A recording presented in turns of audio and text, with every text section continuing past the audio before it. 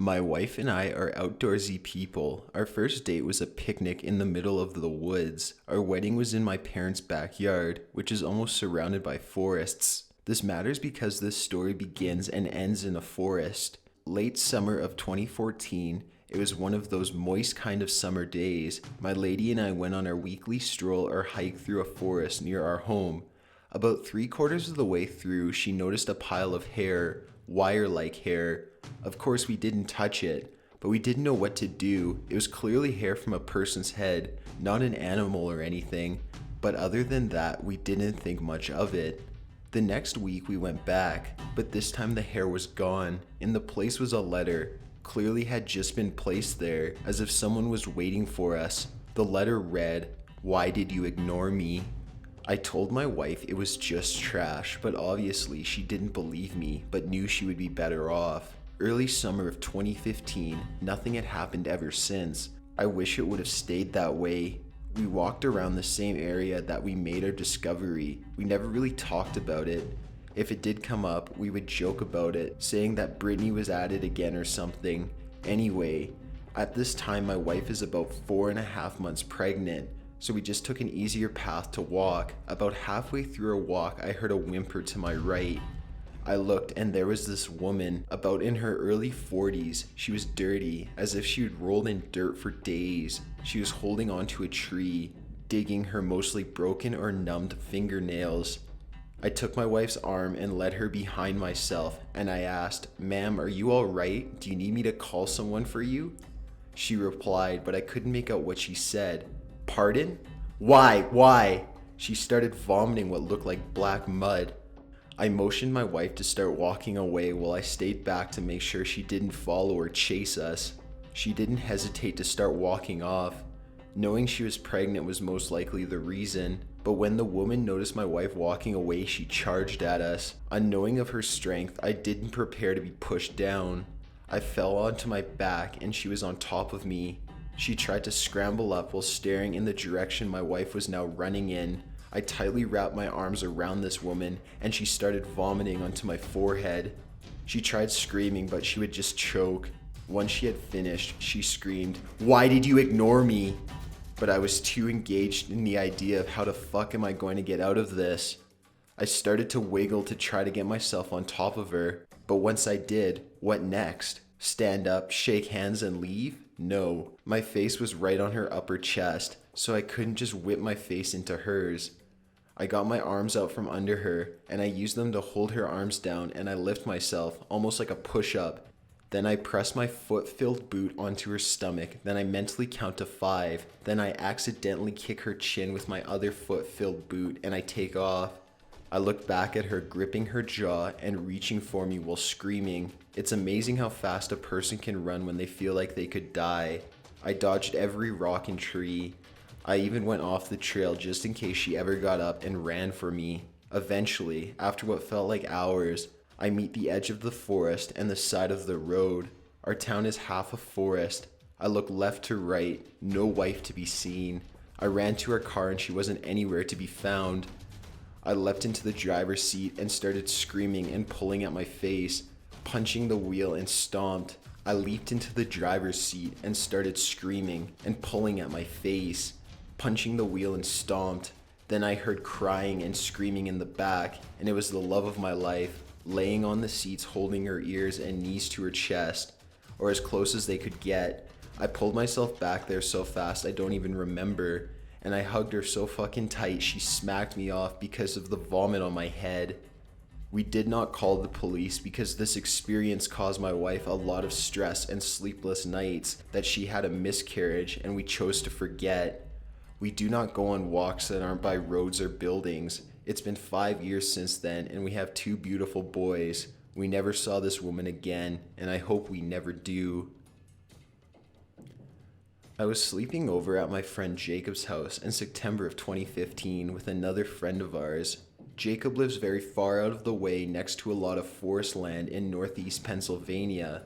Now, I do not get frightened too much anymore, but I have always been creeped out by the barren woods around his house at a very young age.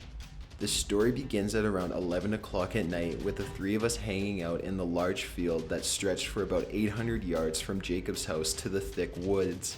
We got bored out there after a while and decided to go back to the house. When the three of us were about 200 yards away from the house, we looked back to three bright red road flares scattered far apart from each other in the field. We were not very scared at first because we thought it was Jacob's 18-year-old brother and his group of friends that were also over that night playing a prank on us. We walk a bit further to see that Jacob's brother and his friends were hanging out by the house, so there was no possible way they could have lit the flares. His brother, along with his friends, began asking us why we lit flares up in the field, and we explained that we thought it was them who did it. Well, the next thing I know, the whole field was lit up with spotlights and car headlights from all of the 18-year-olds and Jacob's dad. Whoever the trespassers were, they had put very sharp pieces of scrap metal, almost like they were trying to sabotage us if we would come after them with any kind of vehicle to pop the tires. The group keeps saying that they were seeing multiple silhouettes of people running along the edge of the high grass field and the woods. One of the 18-year-olds, Joe, went chasing after one of the trespassers, which he had seen sprinting in the woods. He had lost the guy, but what he had brought back with him still sends chills down my spine. Joe brought back a potato with a very sinister face drawn on it that he said he found on the ground. Time passes and Jacob's dad tells Jacob and I to stand up on the tree fort that their family had built with a spotlight. The tree fort was about 35 yards into the woods and was lower to the ground yet wider across. We were standing up there scared shitless, searching the woods with the spotlight. About an hour passed and we all decided to end the search. When we all began driving back to the house, Joe once again saw a shadow, but get this, he saw two shadows that came directly underneath the tree fort, then ran off. This time, Jacob's dad went to go check it out because he saw the figures as well. 15 minutes later, his dad came back with a strange look on his face. He did not see the vandalizers, but brought back something that made me want to pass out. A second potato with an even more evil looking face on it that he found underneath the tree fort. The stalkers that were on the property were feet below me and my friends for nearly an hour. Now, to some people, this would just be a normal case of pranksters. Believe me, it was more than that. The question I ask myself to this day is what the hell were a group of very stealthy people doing on a large property in virtually the middle of nowhere? Even if it were just the very few neighbors that live nearby, they are all in their older years and would not have the desire nor stealth to pull this prank. I also wonder how stealthy the group of trespassers must have been to not be seen by our whole group with vehicles and spotlights. We didn't even see their bodies at all. All we ever got to see of them were their shadows and the horrific traces they left behind. Lastly, the reason I say group is because there had been 3 road flares that had been lit on opposite sides of the field at practically the same time. There had to have been at least 3 of them in a group that night. The story takes place in America in the early 1980s before my mom was married. She lived with her sister's husband, and their 3 dogs. My mother's family is from Ireland, and so is my aunt's husband. His sister, Mary Catherine, was visiting the States for a few weeks. During the daytime, everyone worked, so it was just Mary Catherine at home with their 3 dogs. Princess, a German Shepherd standard collie mix, Kelly, a German Shepherd Husky, and Mickey, a massive illegal wolf mix. All 3 dogs were big hams but fiercely protective. One day, my mom came home from work to find the lights turned out, shades drawn, and doors locked. She thought maybe Mary Catherine had gone for a walk, but when she opened the door, she met Mary, standing white as a sheet with a knife in her hand. "Oh, Patsy, something terrible happened today. We had a visitor," she spoke. Around noon, Mary was in the kitchen fixing herself some lunch when she heard the front door open. The dogs went crazy, howling and barking. The dogs never barked at family, so she went to see who it was. It was a man. A man she had never seen before let himself in through the unlocked door and was sitting on the couch. The dog stood on the staircase landing adjacent to the couch and refused to go near him. Before she could ask who he was, he said, "I'm very thirsty. Could you get me a drink of water?" She figured he was just a neighbor, or maybe his car had broken down. The house was situated in a remote and relatively safe area, so she didn't think of him as a threat. Plus, she was from a small village where she knew everyone, and unexpected guests were the norm for her. He sat on the sofa so casually, like he was waiting for someone. She said hello and went into the kitchen to get him a drink, ushering the dogs in with her to avoid making a fuss. They were very angry, growling at the man with their hackles raised, but they hadn't approached him. She had her back turned at the kitchen sink, filling up a glass of water, when she felt a hand clap on her shoulder.